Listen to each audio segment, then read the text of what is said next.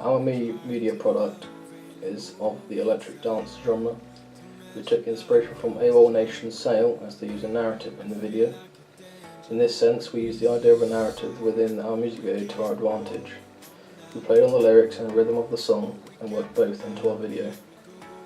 We have built up the cuts between slots so they match the non-diegetic sound of the overlapping song, and at the last beat before the chorus starts we cut to a slow motion extreme close-up of fire to show how fluid the chorus is, that it fits with the movement of the fire. We also noticed that in most music videos that showed the same style of music as our song, that when it came to the music video, lighting was a key factor. Near the beginning of the music video, as the beat quickens, we pan around one actor who is looking to the left and slowly turning his head while also being cast in a warm average light.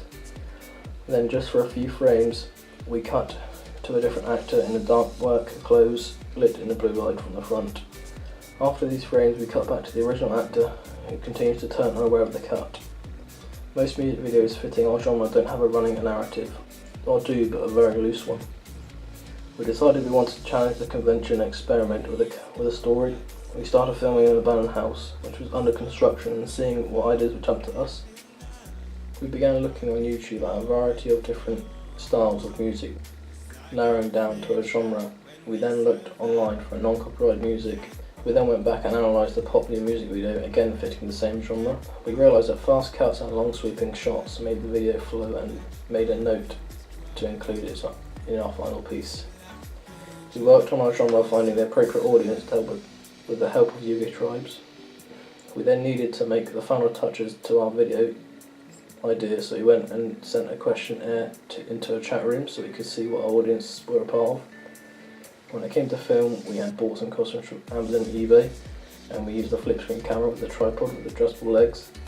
We found the location on a website and then contacted the owner and arranged a day that he could let us into the property. We chose the location due to the distance away from where we would be located and the size of the building we filmed in and the area around the building we could use for aesthetic panoramas or even cut stills. During the filming we used a big orange light and a blue light which we found at the location.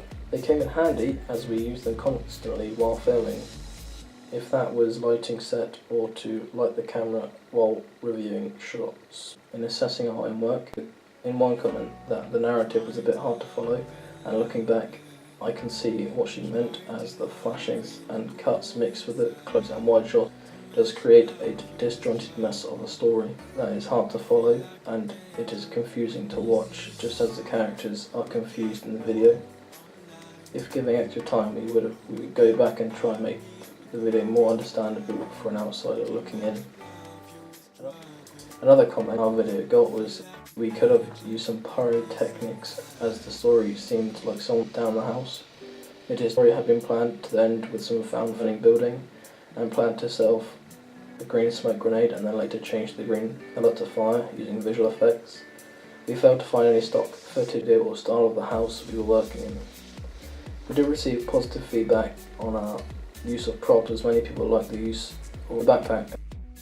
The combination of our main product and ancillary text are effective due to the unknown. For example, the silhouette image of both characters with both lights representing them gives the audience an idea of the dark music video. This is then proven in the music video, as we have made one of the characters unknown and the other exploring.